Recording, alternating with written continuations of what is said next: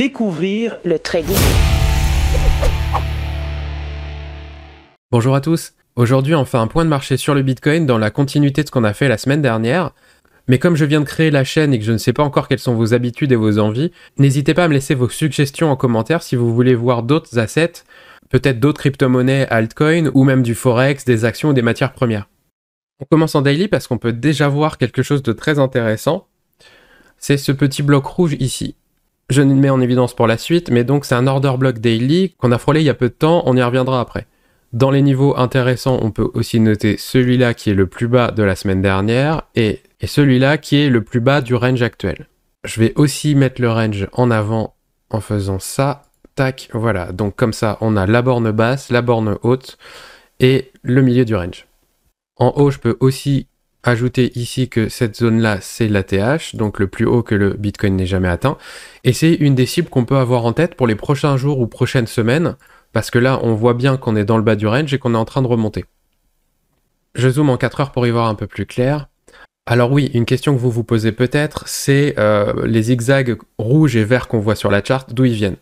Ça, c'est un indicateur que j'ai créé qui permet de mettre en avant la structure de marché et les swings les plus importants. Et donc ici, ce qui va nous intéresser, c'est qu'on voit que là, on a le dernier swing 4 heures le plus important.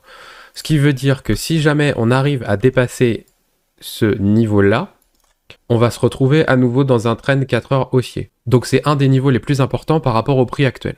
On voit aussi autre chose d'intéressant, c'est ces fameux blocs rouges et verts. Donc je vous disais, c'est les order blocks, donc pareil, c'est un autre indicateur. Et je vais aussi les mettre en avant. Donc on a celui-ci, qui est un order block 4 heures, et on a celui-ci, qui est un autre order block 4 heures. Alors, ce qu'on peut voir tout de suite, c'est que le grand rectangle bleu qui est là, c'était l'order block daily que je vous avais montré tout à l'heure. Et on peut donc voir que dans cet order block daily, il y a l'order block 4 heures. Donc là, concrètement, ce que ça veut dire, c'est qu'on arrive dans une zone de résistance très très forte et qu'il y a de très fortes chances de renvoyer le prix à la baisse. Autre chose qui me fait dire ça, c'est qu'ici le prix est monté très rapidement sans vraiment créer de structure sur le trajet, et on sait qu'en trading, tout ce qui monte très rapidement a tendance aussi à descendre très rapidement et inversement. L'intérêt d'avoir une belle structure comme ça, imaginez ça comme un escalier. Si on a envie de monter un escalier, c'est beaucoup plus simple de le faire si on a des marches posées, pas trop hautes et régulièrement espacées.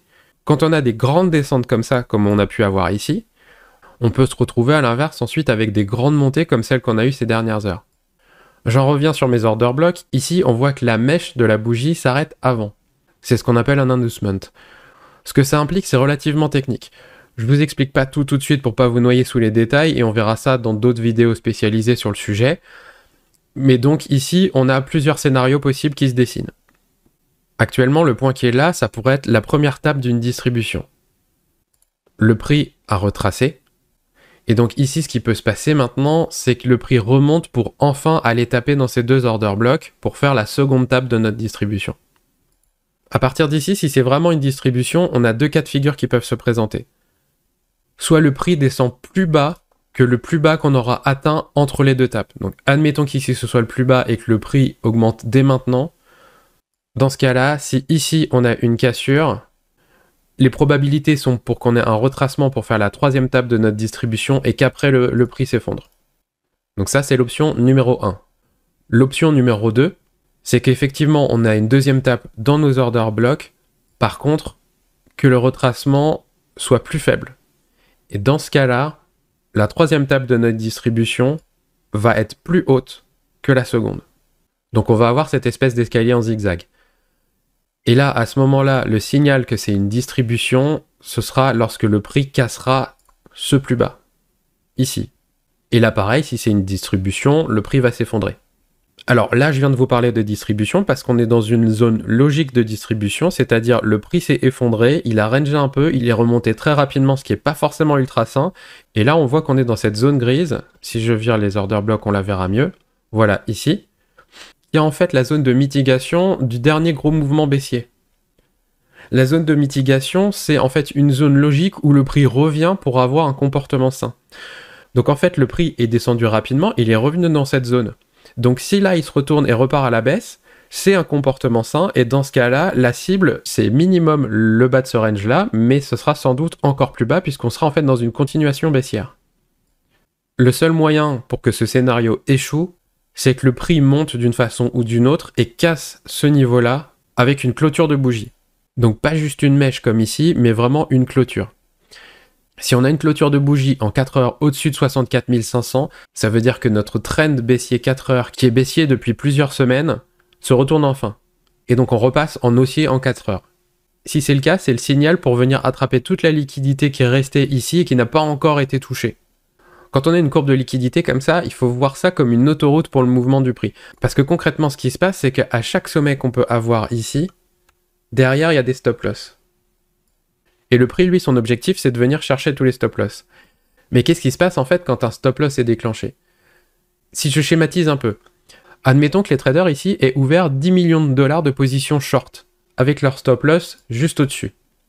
Alors, en considérant qu'ils n'ont pas fermé leur position en prenant des profits, mais disons qu'il reste 10 millions de dollars de position ouverte.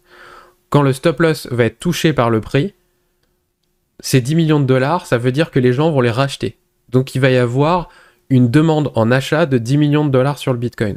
Quand il y a une demande en achat, qu'est-ce qui se passe? On le sait très bien, le prix monte. Et comme le prix monte, potentiellement, il peut arriver à un niveau où il va commencer à déclencher d'autres stop-loss d'autres personnes. Ces stop-loss étant déclenchés, ils vont aussi passer des ordres d'achat. Et donc potentiellement, ils vont acheter 15 millions, 20 millions, 30 millions de dollars de Bitcoin, ce qui va faire encore monter le prix. Et plus le prix monte vite, et plus il déclenche de stop-loss. Ça fait un effet boule de neige, et dans ce cas-là, c'est ce qu'on appelle un short squeeze. Donc si j'en reviens à ma courbe de liquidité, et ça se passe dans un trend descendant, mais bien sûr, ça peut aussi se passer dans un trend montant. Mais c'est quand on a une belle courbe de liquidité comme ça, quand le prix commence à la recouvrir, souvent ça part très vite et ça monte jusqu'à manger tous les stop-loss de tout le monde. Alors à la hausse, on a quand même un dernier obstacle que j'ai mis en évidence tout à l'heure, qui est ici et qui est l'order block qui a été créé par ce mouvement baissier. Ce qui peut arriver dans les scénarios possibles, c'est que le prix monte, casse ce niveau-là, mais rebondisse dans l'order block et reparte à la baisse. Et c'est sans doute ce qui va arriver d'ailleurs pendant un certain temps. Quand je dis certain temps, c'est que peut-être qu'il va repartir à la baisse pour mieux remonter, ou peut-être qu'il va partir à la baisse pour véritablement descendre. Ça, il faudra voir quand on y sera. Par contre, si je vais plus loin, et que cet order block est traversé et qu'une bougie ferme au-dessus, là c'est un gros signal haussier, et potentiellement, comme je disais, on remonte toute la courbe de liquidité jusqu'à l'ATH. Un autre scénario possible qu'on peut aussi imaginer, c'est que finalement, cette montée-là n'était pas suffisante, il n'y a pas assez d'essence dans le moteur, et là on commence dès maintenant à redescendre, sans faire de grande distribution comme je vous ai montré, mais juste avec potentiellement une petite distribution sur une échelle de temps plus petite, par exemple en 5 minutes. Si ça arrive, il faut voir jusqu'où on descend. Pareil, ici, on a un order block 4 heures qui pourrait nous servir de support. Et donc le prix pourrait redescendre jusqu'à cet order block, alors pas forcément en ligne droite, mais il redescend jusqu'ici, pour après, pourquoi pas, mieux remonter. Notre continuation de trend 4 heures, elle est ici sur cette ligne jaune, d'ailleurs je peux la mettre en 4 heures comme ça. Donc on voit que la continuation baissière en 4 heures se fera si le prix passe sous les 58 320 dollars. Maintenant, si je zoome un peu, on va regarder ce qui se passe en 1 heure. Alors en 1 heure, tiens, c'est très intéressant, on voit qu'il y a plein de pointillés. C'est parce qu'en fait, il y a eu plein de cassures dans tous les sens et finalement, ça montre qu'on était dans un range. Alors, il n'y a pas besoin de l'indicateur pour voir qu'on était dans un range, on voit que ça range, mais l'indicateur le met en avant et surtout nous montre quelque chose d'intéressant, c'est que la cassure 1 heure du trend haussier, elle se fait ici. Hop, 1 heure baissière. Donc, si le prix redescend, on voit ici aussi qu'il y a une zone de mitigation 1 heure. Donc, le prix peut potentiellement redescendre dans cette zone-là pour après mieux remonter. Par contre, s'il passe sous les 61 777 dollars, encore une fois, pareil, en 1 heure, si la bougie fait juste une mèche, on a un SFP, ce qui augmente les chances de monter plus haut. Si la bougie, par contre, ferme sous le niveau des 1 heure, on va sans doute avoir un retracement qui sera plus bas, avant de redescendre encore plus bas, potentiellement dans notre order block 4 heures qui est ici. Une fois cet order block atteint, pareil, encore 2 scénarios possibles. Soit c'est juste un support potentiel court terme qui nous fait faire un moins haut pour descendre encore plus bas et aller continuer notre trend baissier 4 heures en cassant ce support. Ou alors, comme on arrive vers le bas de ce range, ça peut être un élan pour repartir à la hausse. Un niveau qui est sur ma chart depuis le début et dont je n'ai pas parlé, c'est ce 50% ici. Si je repasse en 4 heures, ce 50%, c'est le milieu du range entre l'ATH et le plus bas qu'on a eu depuis. 50%, c'est vraiment un niveau très important qui fait souvent office de bascule. Si on regarde un peu ce qui s'est passé, là vous pouvez voir que le prix a rebondi pile sur la ligne des 50%, et ce qui est drôle, c'est que la ligne des 50% n'existait pas encore puisqu'elle a été créée après. Et si on regarde souvent en trading d'ailleurs, on peut voir que ces niveaux importants sont importants avant même leur création. On voit ici que le prix a rebondi, que c'était encore une résistance. Là par contre il est passé à travers et c'est devenu un support. Ici c'était encore un support, là on joue autour et là on s'effondre. Donc ce niveau de 50% maintenant c'est à nouveau une résistance. Et donc ce qu'on peut voir c'est qu'actuellement le prix a quand même beaucoup de résistance à casser entre le retournement de trend 4 heures, cette résistance des 50% et l'order block 4 heures juste au-dessus. Je repasse en 1 heure et je vous fais un résumé rapide en mettant 2-3 idées de trade en fonction de tout ce que je viens de dire. Donc une première idée de trade, ce serait un SFP du niveau actuel qui aille chercher les order blocks et qui redescende. Donc bien entendu, il faut attendre que la bougie ferme en 1 heure sous ce niveau-là après avoir méché dans l'order block pour que le SFP soit valide. Et au niveau du stop loss, il y a 2 options. Soit le mettre au-dessus des 2 order blocks pour avoir un peu plus d'air si jamais le prix remonte, soit le mettre au plus près de la mèche quand on aura la mèche du SFP pour augmenter le ratio.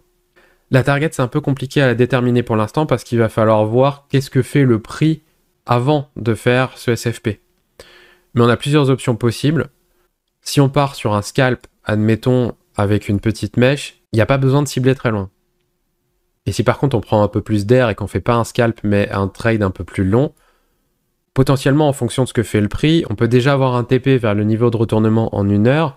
On peut voir également pour en mettre un dans cette zone en 4 heures qui risque vraiment de faire office de support. Et par contre si ce support casse, un TP évident ensuite c'est vraiment tout en bas parce que du coup en fait ici on a un range géant qui se forme. Et en parlant de range géant, ça peut être une seconde idée de trade si vous êtes un peu plus patient. C'est finalement ne pas jouer ce SFP là et se dire que potentiellement on va plutôt avoir un SFP du niveau de résistance des 4 heures. Donc pareil, une mèche, la bougie 4 heures cette fois-ci ferme sous ce niveau-là. On met le stop loss au-dessus de la mèche quand on saura où est la mèche. Et pareil, si ça se produit, ça veut dire que la cible du mouvement du prix, c'est le bas du range, donc c'est ici. Alors bien entendu, dans ce cas-là, ce qu'il faut faire, c'est quand même de mettre un range comme ça, et se dire que mettre un take profit à 50% du range, ça peut être une bonne idée. Comme je vous expliquais avant, souvent les 50% peuvent faire office de support ou de résistance, donc ce serait dommage de viser tout de suite tout en bas, d'avoir raison sur le SFP, et qu'en fait le prix rebondisse sur cette zone des 50% pour monter, et dans ce cas-là vous perdez votre trade alors que vous aviez raison sur la moitié du mouvement. Maintenant du côté long, c'est un peu plus compliqué de savoir où placer un trade. Déjà, à moins d'ouvrir un scalp rapide, c'est pas forcément une bonne idée d'ouvrir un long au-dessus de cette zone des 50%. Pareil, je vous expliquerai ça dans mes vidéos sur la range, mais généralement, quand on est dans la zone premium d'un range, on préfère ouvrir des shorts, et quand on est dans la zone discount d'un range, on préfère ouvrir des longs. Donc si je devrais ouvrir un long, déjà ce serait dans la zone du bas. J'ai plusieurs options, mais elles sont pas forcément terribles. Une qui semble évidente, c'est cet order block ici. Mon souci, c'est où je mets mon stop loss. Une réponse évidente également serait de mettre le stop loss sous cet order block et après de viser le haut du range. Alors le haut du range, c'est pareil, normalement c'est ici, mais ça nous fait toute cette résistance à traverser, donc peut-être être moins gourmand et déjà viser le haut actuel si ça descend pour rebondir ici. Mon souci avec ça, c'est que même si on est sous les 50%, on est quand même assez haut dans le range et rien n'empêche finalement le prix de descendre, de rebondir comme ça pour ensuite aller chercher le bas du range. Donc c'est un trade possible, mais il est assez dangereux, et si j'ouvre ce trade-là, je le suis en permanence, je vais pas boire de café, et dès que je vois sur une échelle de temps courte, comme du 1 ou du 3 minutes, que j'ai une cassure du trend à la baisse, je coupe tout de suite. C'est une façon de trader quand même un peu plus stressante, pas forcément ultra efficace, mais potentiellement, si vous aimez bien scalper, ça peut être un trade possible. Un autre trade possible, également, c'est de faire la même chose avec ce niveau. Mais là pareil, ce que j'aime pas trop, c'est que ok, on est plus bas, donc on a plus de probabilité que le prix remonte, Mais si le prix descend jusque-là, qu'est-ce qui l'empêche finalement d'aller chercher ce niveau? Quand on regarde à gauche ici, le prix est quasiment en ligne droite, donc on n'a pas de support existant. Donc ce niveau-là, il faut plus le voir comme le niveau de la dernière chance si le prix descend. Et s'il est cassé, je vois pas ce qui peut arrêter le prix de chuter plus bas. Donc ce trade-là est vraiment très risqué. Et pareil que le précédent, si vous l'ouvrez, c'est le genre de trade qu'il faut suivre en temps réel et en permanence. Un autre par contre qui peut être plus intéressant mais plus lointain quand on voit où on en est aujourd'hui, c'est finalement de trader un SFP de ce niveau-là. Si on a un SFP de ce niveau-là, on va avoir de fortes probabilités pour après remonter tout en haut du range, donc ici. La question, c'est où mettre son stop loss. Comme toujours en cas de SFP, une des réponses peut être sous la mèche quand on saura jusqu'où elle va. Et là, par contre, on voit ici qu'il y a un order block qui vient de la gauche. Et c'est ça qui est intéressant avec l'indicateur d'order block, c'est que celui-là, il est caché à gauche, on l'aurait pas forcément vu. Donc on dézoome, et on peut se rendre compte effectivement ici que le prix s'est un peu arrêté, qu'il y a eu un order block avant une grosse impulsion. Donc cette zone-là, potentiellement, peut faire office de support. Par contre, si elle est cassée, là pareil, on voit une grosse courbe de liquidité jusqu'au niveau suivant. Donc si je reviens à mon trade, si j'ouvre un long ici, j'aurais plutôt tendance à mettre mon stop loss sous cet order block, parce que cet order block, c'est vraiment le coussin d'atterrissage, la sécurité. Et le prix n'est en aucun cas censé descendre plus bas que cet order block là. Quand je dis en aucun cas, c'est si mon idée de trade est bonne et qu'on est bien sur une déviation du range. Si le prix passe sous cet order block, on a vu la courbe de liquidité à gauche, à 99%, il ira chercher ce niveau-là. Donc sinon, vous pouvez dire, je mets mon stop loss ici, mais là, ça défonce le ratio et c'est plus du tout intéressant. Donc cette idée de trade-là est pertinente, et après, vraiment, le stop loss, ça va être à vous de voir quel est selon vous le risque que vous voulez prendre. Si vous mettez juste sous la mèche du SFP, dans ce cas-là, vous avez un ratio de malade, mais rien n'empêche le prix de faire donc le SFP, de monter, et au final, c'était juste un inducement. On va chercher l'order block et après on monte. Et là, dans ce cas-là, vous perdez votre trade. Soit vous prenez en compte l'order block, ce qui tue un peu votre ratio. Enfin, 7, c'est quand même pas dégueulasse non plus. Et là, par contre, vous avez beaucoup plus de probabilité d'avoir raison et finalement que votre trade soit gagnant. Et si jamais le prix fait ça et que vous avez un stop loss trop élevé pour rien, tant pis, c'est le jeu et ça fait pas de mal des fois d'être trop prudent. Voilà pour aujourd'hui et pour mon analyse sur le Bitcoin. Donc je répète, si jamais vous voulez que j'analyse un autre asset que du Bitcoin, n'hésitez pas à le demander en commentaire. Si vous n'avez absolument rien compris à tout ce que je viens d'expliquer parce que vous êtes débutant et que c'est trop compliqué pour vous, pas de panique. Regardez mes vidéos et je vais vous apprendre tout ce que je suis en train de faire pas à pas. Quand j'aurai plus d'abonnés, j'essaierai de faire des points quotidiens mais beaucoup plus courts en allant directement à l'essentiel. Donc abonnez-vous si ce n'est pas déjà fait. À bientôt.